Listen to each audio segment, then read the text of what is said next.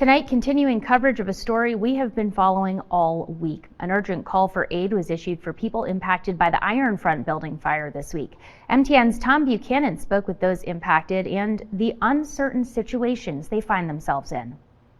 On Monday evening, the Iron Front property here behind me sustained heavy damage after a fire made its way through residential apartments of about 30 people, all of whom are now displaced, with very few options of where to live left open to them. It's been rough. We've been mostly struggling trying to find out where we're going to end up going. Carl Bench, a tenant at the Iron Front, moved into the building about 2 years ago after being homeless. He's struggling to find housing after the fire. The lack of affordable housing and long waiting lists make finding a new home a real struggle. Sometimes they told me it'd be about 3 months, 6 months, even to a year. With no place to call home currently, Bench is staying in hotels until he can hopefully find something more permanent.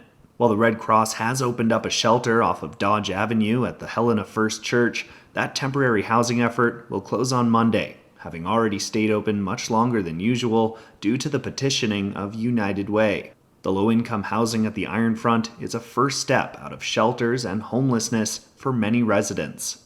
For example, Josh Aldrich, who showed me around the Red Cross shelter, just moved into the Iron Front about 5 months ago after living in a pre-release center. B.G. Stumberg, owner of the Iron Front building, says that it may be at least 6 months until they would open up the area to residents again. I don't think we can do anything less than that almost, just because of, unless we had a huge force of people in here that could clean it very quickly. Stumberg, who's owned the building for about 2 years, says the fire marshal said that a breaker didn't perform properly, causing a place in the electrical line to arc, creating the fire that began in the flooring.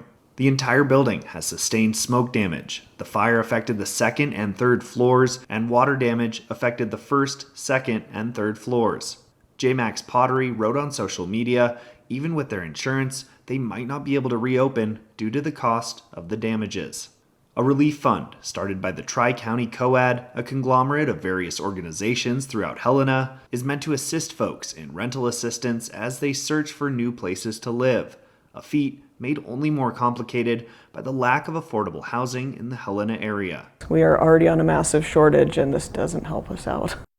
So far, the fund has raised about $7,500. They're asking the community primarily for money and not items at this time, in order to assist the tenants in securing a place to live. Additionally, the General Mercantile has started a GoFundMe in order to help pay their employees and hopefully the tenants as well. As for Carl Bench, he says he can only keep trying to find housing and keep his spirits high in the meantime. There's no time for rest. There's no time for anything else. I just got to keep pushing and try to keep my hopes up. Reporting in Helena, Tom Buchanan, MTN News.